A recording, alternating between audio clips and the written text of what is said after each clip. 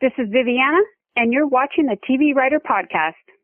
Hosted by Gray Jones, the TV Writer Podcast is brought to you by Script Magazine and ScriptMag.com, the leading source for script writing information in print and on the web.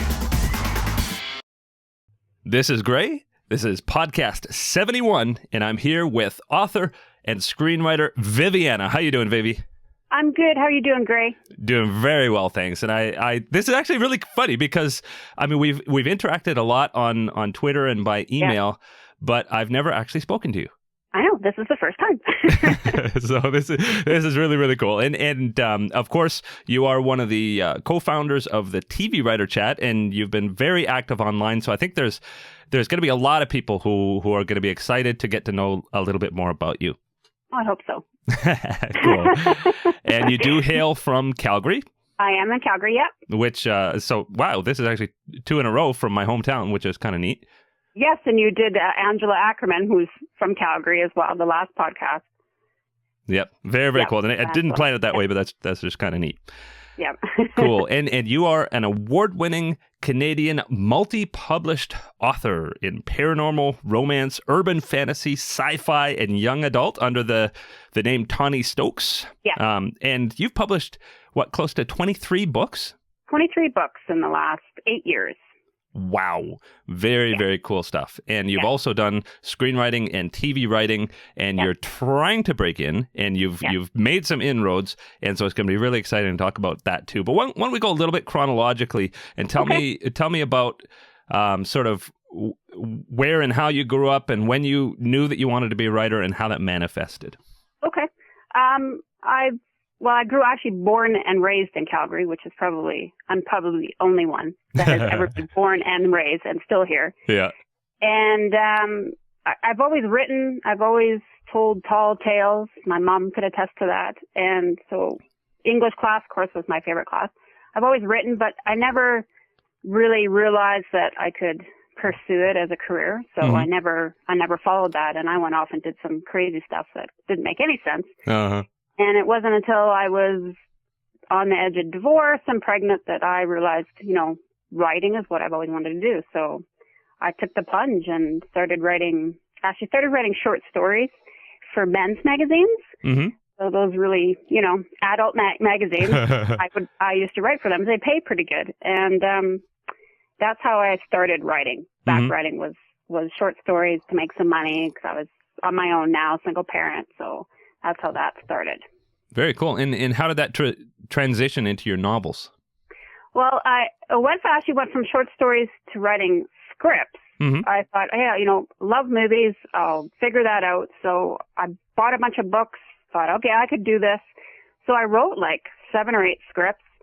And then I figured, okay, how am I going to get it out here? So I got a Hollywood Creative Directory. Mm-hmm. And I just poured through that and started sending query letters out. And I actually got quite a bit of good response, and I had a lot of scripts read. Mm-hmm. And I actually had a wonderful conversation with producer Butch Kaplan, who did the Red Shoe Diaries, because my scripts at the time were also erotic. Mm-hmm. And we had a great conversation, and he really supported me and really helped me, and we actually still email to this day. Mm-hmm. And he's just been a great supporter of me. And then I guess I got frustrated. I have no patience, so of course it never works fast enough, right? Yeah. So I decided, okay, you know what? I'm going to write books, and I'm going to go in the back door that way. Mm-hmm. I'll write a great book, and it'll get optioned, and then I'll write the script, and I'll be famous and all that stuff. So I've written all the books. The other part hasn't happened yet. Well, 23 books is pretty cool, and that must have gone a long way in supporting you. Absolutely, that's my full time. That's what I do. It's my full time career is writing. Mm-hmm. And also you are homeschooling as well, which means novel writing, I'm sure, would help that a lot. It does. It helps. I homeschool my daughter, and I used to homeschool my niece, and English was easy, language arts, that was the easy part. It's all the other stuff that was hard. Terrible. Yeah. Cool. So that was since 2003 that you've written these 23 books. So 10 years, 23 books. You've been pretty busy with that. I've been busy, yep. You've also delved into TV writing. And so tell me a bit more about the screen and TV writing side and what you've been able to accomplish so far in that. Okay. I think it was about 2010 that I said, I really want to screenwrite. I loved the process. And I thought, if I'm not going to do it, if I'm ever going to do it, I need to do it now. My daughter is, a teenager, and I'm like, it's time to do it. So I just started writing again. I wrote a screenplay, actually a teen horror screenplay called Street Demons. And I, again, used Hollywood Creative Directory. I wrote a bunch of query letters and sent them out. And I got a great response. And then I had two actually producers email me and said they wanted to talk to me about, this and that. So I called, and one producer he was on my website and saw all these books. And he was like, have you ever thought of adapting one of your books into a TV show? And at that time, I hadn't thought of that. So I was like, oh, okay, well, yeah, okay. So he was like, pitch something to me. So I pitched him my series that I've written for Harlequin called The Valorian Chronicles, and it's basically CSI meets True Blood. And he loved it and was just like, yeah, put something together. And I was like, I didn't know what he wanted because I don't know anything about TV writing. So I actually put together like a Bible. I didn't write the script. I did the Bible first. And with pictures, and it was all pretty and everything and graphic intensive.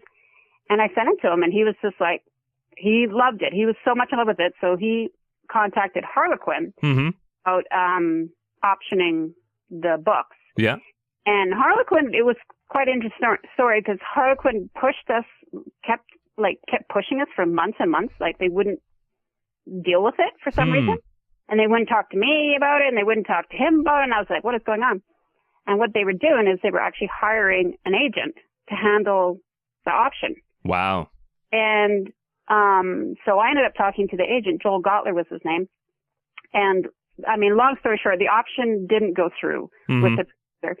But I ended up connecting with Joel, and he decided that he was going to be my Hollywood manager. Okay. From that. So that was my first, big step into the industry. And then we talked and worked on some other stuff. And of course, people get hot on you and then they get cold on you. Well, it actually, I hope you don't mind if we pause there for a little bit. No. I've had just a tiny bit of experience with this. I found I used to love the Gordon Corman novels when I was a kid. He's a very popular Canadian writer for sort of youth novels. Yep. And there was a very obscure novel of his that I had read on a whim and thought, this would be cool to adapt. And I went to the publisher, and I just hadn't realized how difficult it was to get through those gatekeepers. Yeah. and here you are an author who wants to work with this producer. Yeah. And it's my book. Yeah. So can you tell me just a little bit more detail about that? Like, is this something that just was because of that particular series, or do you think it's because of the True Blood and Harry Potter and all these series that have been mega franchises? That are they getting greedy, or what is this? Well, I think what happened, and this is a different circumstances. Harlequin, typically, an author retains their film rights and TV rights, so that they can negotiate the option clause. But in Harlequin's sense, they actually keep and own all the rights, TV rights and film rights to all of their books. Wow. They're the only publisher that does it. Really? Yes. So in essence, I get a big chunk of the option, if it ever option, and they get a little chunk, but they own the right to negotiate and to decide. Very interesting. And I was upset because I thought the money they were asking for the option to me was way too high, in my opinion. And especially since I wanted to work with this guy. Yeah. And I had a script and a treatment and ready to go. Mm-hmm. And they just wouldn't, negotiate. That is a good cautionary tale, because I know that I mean, as you mentioned, that this is a very, very common advice that I've heard is if somebody kind of has leanings towards either novels or graphic novels, to pursue those angles first, to create a property, to create a franchise, and then move that to screen or TV. I think it's a natural thing that people might go through that if they have interest in publishing, that they might not look as closely to the contracts that they're signing. Yes. And I think it would be, and obviously if a company like Harlequin has a general policy that they just don't, then that's one thing. But I think it's important for people to have this in mind, that if you have a chance to publish your material in another form, to try to keep those rights. Absolutely. Yeah, that would be like I've signed other contracts since then with other publishers, and that's always been my number one thing is I'm keeping the motion picture and TV rights. Yeah. That's a deal breaker. I will not sign a contract now that won't give me those rights because of that.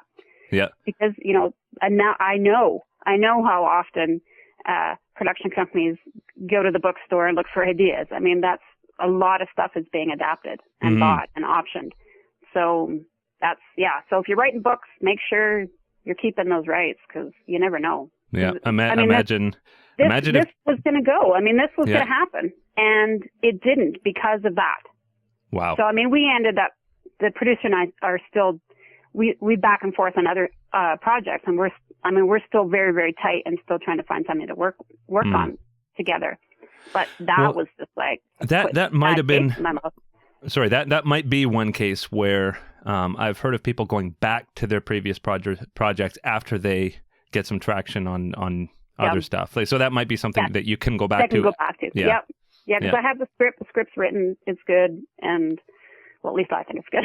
And, so yeah, I mean, that's always going to be there just in case that if I all of a sudden, get hot and everything's going great, then that's something I could, go back to for sure. Well, tell me also about, have you, I know that you had a pilot adapted from one of your books be a finalist in the Austin and Slam Dance film festivals. Have festivals and contests been part of your strategy? No, not really. And that also comes from my publishing background as well. I mean, in publishing, there's lots of contests and then I used to enter contests publishing, if only the final editor was somebody I really wanted to work with, to get assuming that I'm going to final, because I went into it always assuming I was going to final, even though I didn't always. So when I look at contests, I always see what is the final possible outcome. And I see a lot of contests, I don't enter a contest to get notes and stuff like that, because not that I think I'm beyond that, but I have people that I trust and, good people that I trust that I get notes and consultations from and stuff. So I don't go into a contest, I'm looking for a contest that would, get me in front of somebody or talk to an executive. So that was, I think it was just a whim when I entered. And that script is actually the one that was the Harlequin. Oh, I see. Okay. My Harlequin books, yeah. So even if it had, gone on and, I'm not sure anything would have come out of it anyways. Yeah. But now, before we do leave that, was the issue with them strictly the money? Well, I mean, you don't really know, right? It's, according to the production company or the producer, they felt that it was too much money. Too much. They were asking too much money. So, and he was like not willing to, because I know just from talking to other authors and stuff like that, options can be really, really low. And sometimes, producers will even look for a no option, like a no money option. Yeah. For them to shop your work. So I think, at that time, I think, I'm a nobody. My book's not huge. It's not The Hunger Games. It's not Twilight. So it wasn't like, this huge, gigantic book. So I think they were looking at it that way, going, well, it has a lot of, sales and stuff. I had good sales on it, but maybe not enough for them to put out that kind of money. Well, it is a fascinating world that has had fascinating developments lately. Yes. I mean, I've heard of, properties like The Hunger Games, where the company that eventually will make the movie of it starts pumping millions of dollars into advertising the book first. I know. The whole thing baffled me, actually, when it all went down. I was just like, really? Like, that didn't make any sense to me. I don't know. Yeah. I cannot say any more on it because I don't know. Yeah. Well, and I mean, that might be a case, too, where if a company like that was interested, it might be the kind of thing where they might reprint your book and remarket it and drum up interest in it before going that way. But so anyway, there's just it's a fascinating, very big world out there in that respect. But why don't we move on and talk about you do live in Calgary, and you are trying to break into Hollywood. Tell me about that. It's hard. That's the first thing. I guess the resources I've been using is old-fashioned query letters, and they seem to have been working for me. So I have met and connected with a few producers and production companies, and that will continually read my work. Unfortunately, we haven't hooked on anything yet, but I will continue to send them stuff until we do. I've also used Inktip, their resources, and I've also used Virtual Pitch Fest, and I've actually gotten some good requests from there, and I've made a really good connection with another production company through them who are always reading my stuff. Twitter, of course, has been, believe it or not, the biggest connector for me. Yeah. I mean, I've met so many people. I've met you and Jamie Livingston and Zach Sanford and Sarah Newman. Of course, we're all together and doing TV Writer Chat. And, from there, you meet other people, Through you, I've met Sterling Anderson, and that has been a huge thing for me. Sterling has been a big support for me, and he actually helped me get my new manager. I have a new manager. And very cool. Sterling was instrumental in doing that. He read a TV script I'd sent him. He loved it. He sent it forward, and she loved it. And so she's been, well, obviously pitch season's over, so we got to wait till next pitch season. But we did go out with it, and I got a lot of great response and stuff. So now I feel like I have to strike now. My name is a little bit out there, so now I feel like I have to get out there. But it is difficult. But I think it can be done. It's just it take a lot longer. Yeah. I think if I lived down in LA, I'm not to toot my own horn, but I'm pretty sure I'd be working on a show or, done something for sure.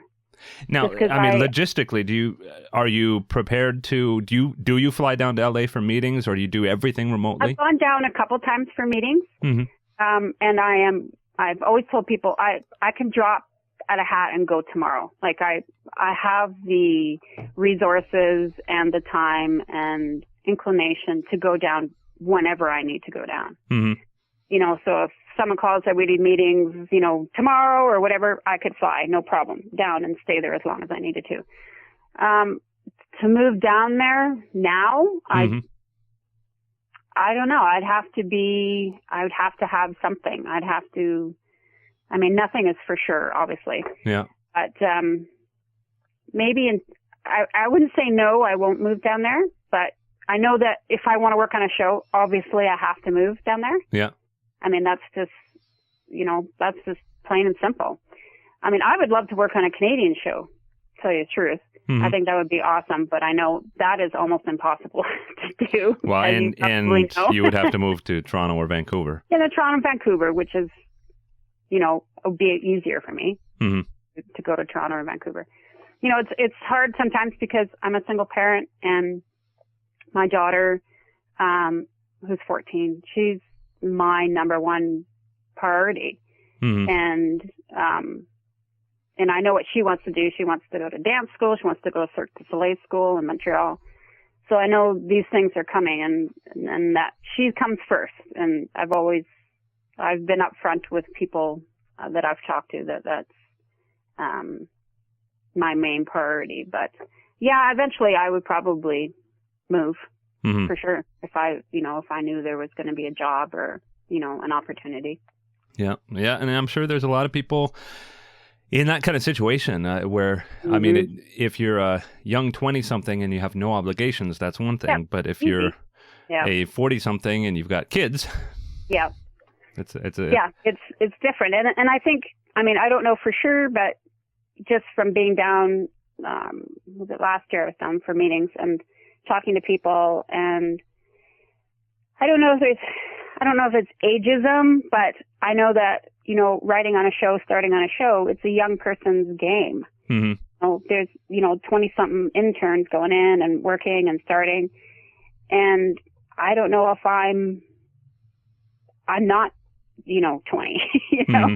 And I don't know. It's hard to say. It's like I want to work, have a show, but, there's limitations for me, and I feel, sometimes that's not fair either way for me or for the, for the company or the show. It's kind of interesting. I mean, I have hit this a lot and if you create the next Buffy or Vampire Diaries, you'll have no problems. Yeah. That's the way I look at it too. It's like, you know what? It'll be okay. Yeah. Yeah. And particularly if you have marketable properties / franchises, from what I've heard, that once you break in, there are a lot of writers in their 40s and 50s in these writers' rooms. And from what I hear, the more established showrunners actually appreciate the life experience of sort of more mature folk. I do feel like even though the prevailing wisdom, everybody tells you have to get an assistant job and work for years, and that's the path in. I do feel like for people in the older bracket that's not necessarily the track that we should take in. I think part of that track is for a younger, untried person is they're building up that experience that we might have been able to accumulate in other parts of the industry or other types of writing. But there's no hard rules, and I think that I mean if you're walking in with 23 books, you've got a little bit more than somebody who just graduated from school. I agree. I totally agree. I mean, I find that, like, when I write a query letter or I'm talking to someone, I always lead with that. I always lead with, I have, 23. I've written a lot of books. I know how to write. Mm-hmm. That's not my issue. I know how to work on deadline. I know how to work with other people. And, it's just getting the right idea at the right time to the right person. I mean, it's the same in books. And books aren't exactly the same because, there's not that much of, what do you call it? I would say money, but investment from a publisher. It's still an investment, but not like, a TV show where it's like $1 million or something like that, to do a pilot. Mm-hmm. Well, let's move on and talk a little bit about, which the thing that I think is going to be the biggest take home for people watching this podcast, and that's that even from the blog posting you did on TV Writer Chat, when people hear about your work ethic, I think that they are going to be perhaps challenged. Tell me about. Okay, first you start with 8 scripts, 23 novels. You're writing more features, TV pilots, and you're a single parent and homeschooling. Yeah. Tell me some. And I get 8 hours of sleep every night. Yeah. I'm blessed with not needing as much sleep as a regular person. I don't know how that happened, but if you can manage 8 hours sleep, tell me how you do it. Give us some tips.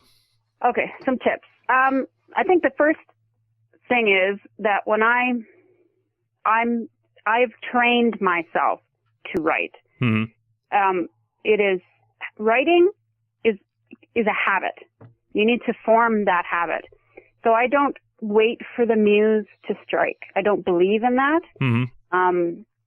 I think it's a lazy way to write, personally. Mm-hmm. And writing at this point is a business, so you have to treat it as such. So I sit down at my computer or in my chair because I write longhand. I write my books longhand. I screenwrite on the computer. Mm-hmm. I sit down every day at the same time. Mm-hmm. Probably 3 o'clock, usually 2:30, 3 o'clock when I'm done all my domestic stuff and homeschooling and stuff.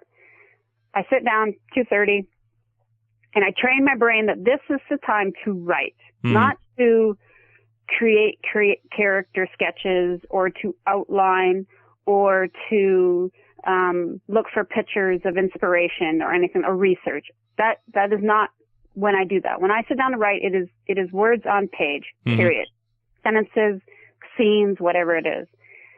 And I will write straight for 2 or 3 hours. And then I will take a break because I think that you need to take a break. And I read somewhere, and I wish I can remember where I read it, that you can only concentrate for about an hour and a half to 2 hours on one thing at one time. Mm-hmm. Then you start to wander and your brain starts to, fatigue. So you need to get up and take a break. So I always take a break. And that is the time that I'll do research mm-hmm. or character sketches or an outline or anything that's not essential writing, all the pre-writing. I do that at that point in time. And then I will go back and write again for another 3 hours. So mm-hmm. I try and write at least 5 to 6 hours a day, every day, 7 days a week. And I also write on multiple projects at one time. Mm. I will work on, like right now I'm working on rewriting 2 novels. I'm working on rewriting a script, working on finishing a script, and I'm outlining a treatment for the new pilot, for the TV Writer Chat pilot program. Well, and that actually, if I can pause you for a second, is it's one of the best kept secrets of professional writers is that it's actually easier often to write more than one project because you can shift gears when you exhaust yourself on one. Yep. It doesn't mean that you have to stop writing.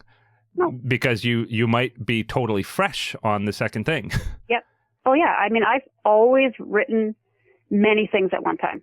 Mm-hmm. And even in different genres, different things, because I have to. It's the way my brain will work. I can't concentrate on one thing for too long. I might have OCD. I'm not sure. It's possible. So yeah, it is like you said. It's just, and I'm like, I don't want to write this anymore. This, I can't write this scene anymore. So, but boy, I really I really got an idea for this other scene over here. Mm-hmm. So yeah, go and work on something else. I advocate that. And I mean, I do know, writers, especially authors. I imagine the screenwriters are different, but, authors that work on one thing at a time and until they're done, but they'll write a friend of mine, she can write a whole novel, like 90,000 words in like 3 weeks. Wow. That's just crazy to me. I was like, what? Well, and I do think with a novel, you've got to keep a lot bigger world in your head. Absolutely. Whereas with screenwriting and especially TV writing, it's one of the biggest challenges is limiting yourself. Yes, definitely. And sometimes I do find it hard to switch from novels to screenwriting. I'll find that when I'm writing like a scene on a screenplay that I'm writing too much. Mm-hmm. I'm like, and I'm putting description in and all this kind of stuff, thoughts. And I was like, wait a minute, I'm not supposed to do that. But I find that I personally think that my screenwriting, because I started screenwriting first before I started novels, I think has made me a better novelist. Mm-hmm. And then writing all the novels, I think, has also made me a better screenwriter. Mm-hmm. Yeah. Cool. Because you'd use different parts of your brain. It's so much introspective in novels, but I love writing dialogue and action, which helps me, of course, with screenplays. Very, very cool. And tell me a little bit about, you've got 23 novels now and all these scripts. Yeah. And you've mentioned about when you sit down that you're just doing the writing. What is your idea creation process? Like, where do you go? What's your well for ideas and characters and plots and things like that? I don't know. It's music influences me quite a bit. I'll hear a tune and I'll be like, or a piece of a lyric, and I'll think, that would make a great story idea. Mm-hmm. That would make a great title. That would make, wow, I wonder if someone really acts that way. Maybe that'd be a great character. I don't know. It's weird. I don't think I have.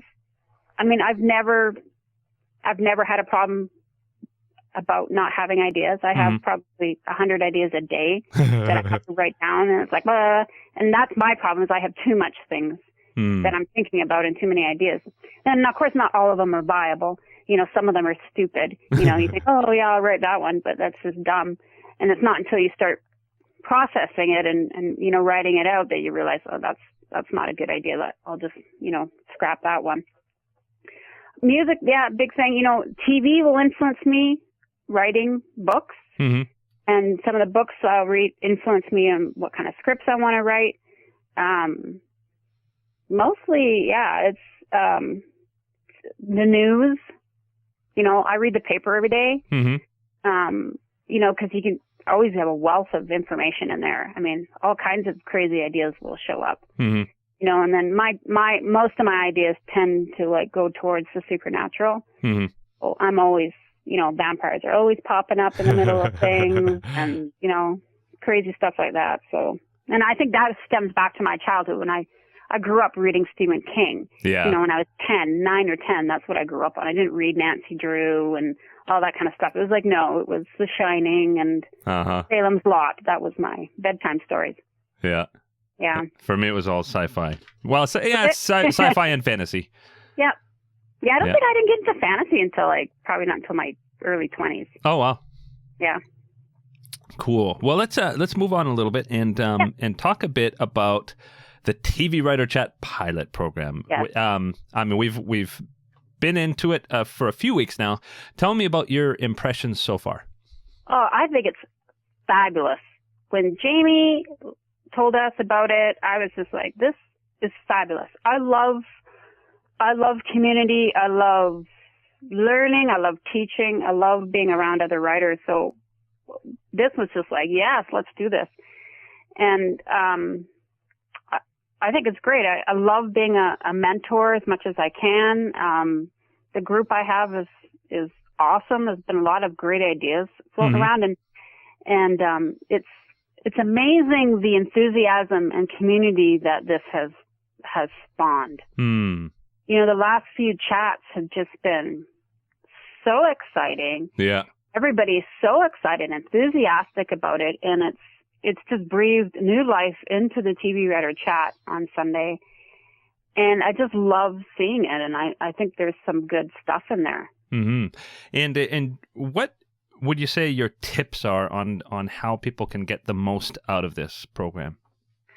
I think it would be to come to every chat, not just the ones that are mandatory, but come to every chat and submerge yourself in the community.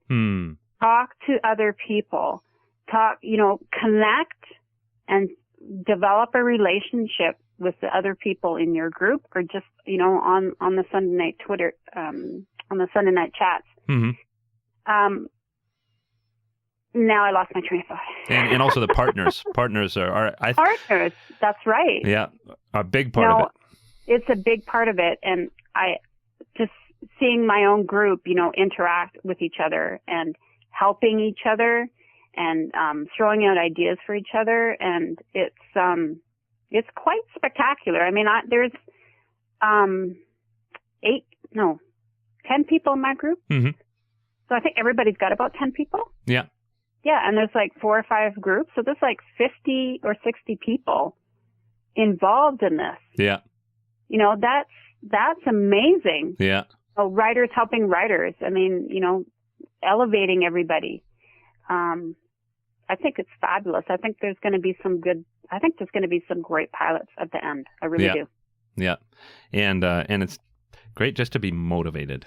I know, yes. It's so easy to get busy on things without actually accomplishing anything. I agree. And I think if you're not, like, for me,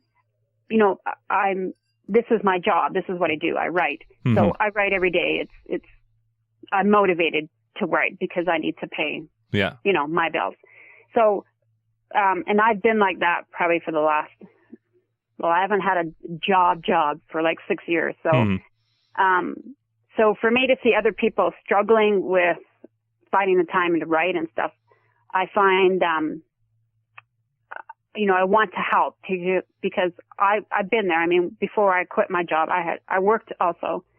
I worked, I wrote, I homeschooled, for years before I was able to quit. Mm-hmm.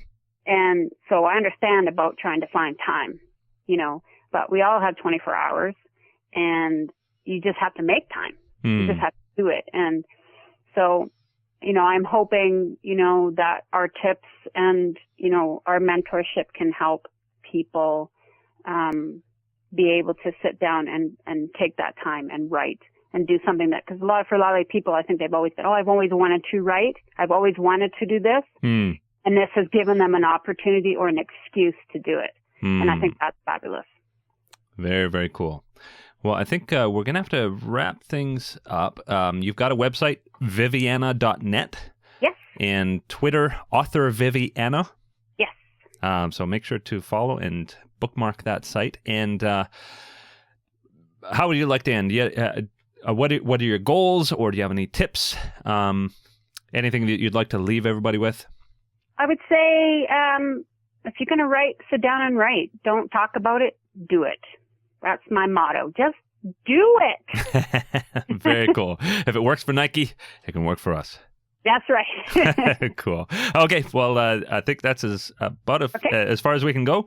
So I appreciate you taking the time. And, it's been great to actually connect with you. Yes, you too, Gray. Okay, cool. Okay. Bye-bye. We'll talk to you. Bye-bye.